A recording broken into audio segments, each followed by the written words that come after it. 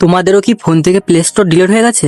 জানো না কি করে ডাউনলোড করতে হয়? তাহলে আজকের ভিডিওটা তোমাদের জন্যই। কারণ আজকের এই ভিডিওতে আমি তোমাদেরকে দেখাবো তোমরা প্লে স্টোর কোথা থেকে ডাউনলোড করবে কিংবা প্লে স্টোর কোথায় থাকে সেটা তোমাদেরকে আজকের এই ভিডিওতে দেখাবো।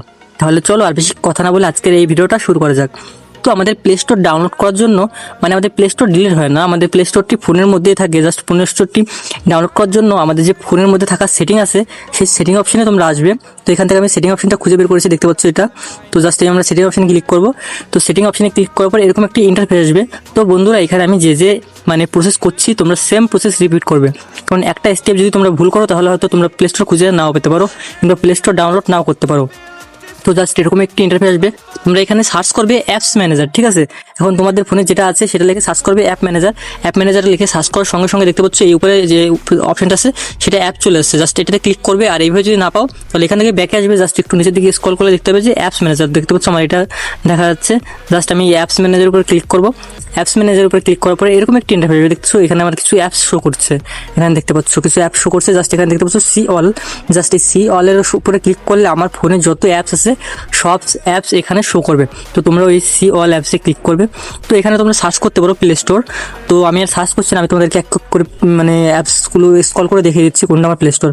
তো জাস্ট এখান থেকে আমি নিচের দিকে স্ক্রল করব। এখানে আমার যে প্লে স্টোর আছে মানে গুগল প্লে স্টোর আছে, জাস্ট সেটাকে আমি দেখবো সার্চ করে, যে মানে সেটাকে আমি খুঁজবো এখানে কোথায় আছে। তো এখানে দেখতে পাচ্ছ এটা হচ্ছে আমার গুগল প্লে স্টোর। তো এটা আমার ফোনের মধ্যেই একটা সিস্টেমের মানে যেখানে অল অ্যাপস থাকে সেখানেই হাইড করা আছে জাস্ট। তো আমরা এই যে গুগল প্লে স্টোরটি খুঁজে পেয়ে গেছি, জাস্ট এটার উপরে ক্লিক করব। এটার উপরে ক্লিক করার সঙ্গে সঙ্গে আমাদের সামনে এরকম একটি ইন্টারফেস আসবে। তো এখানে দেখতে পাচ্ছ তিনটে অপশন দেখা যাচ্ছে। যে এই তিনটে অপশনের মধ্যে আমরা কোনো কিছু করবো না, জাস্ট এই মাঝে যে অপশনটা আসতে পারছে দেখতে পাচ্ছ মাঝখানে, জাস্ট এখানে এই অপশনটা ইনেবল লেখা আছে, ঠিক আছে। জাস্ট এখানে ইনেবলে চাপ করবে। ইনেবলে চাপ করার সঙ্গে সঙ্গে আমাদের যে প্লে স্টোরটি আছে সেটা আমাদের ফোনের মধ্যে ইনস্টল হয়ে গেছে কিংবা ডাউনলোড হয়ে গেছে। জাস্ট এখান থেকে আমরা ব্যাকে আসবো।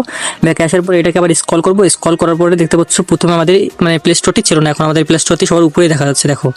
জাস্ট প্লে স্টোর উপরে ক্লিক করবো। প্লে স্টোর উপরে ক্লিক করার সঙ্গে সঙ্গে এরকম একটি ইন্টারফেস আসবে। জাস্ট এটাকে আমরা এখান থেকে ক্লিক কেটে দেবো এবং আমাদের যে গুগল অ্যাকাউন্ট আছে সেই গুগল অ্যাকাউন্ট দিয়ে দেখতে পাচ্ছ লগ ইন হয়ে গেছে। তো তোমরা চাইলেও সেই গুগল অ্যাকাউন্ট দিয়ে এভাবে লগ ইন করে নিতে পারো। তো আমি আমার প্লে স্টোরটি গুগল অ্যাকাউন্ট দিয়ে লগ ইন করে নিই, আমি যেটা দিয়ে লগ ইন করতে চাই।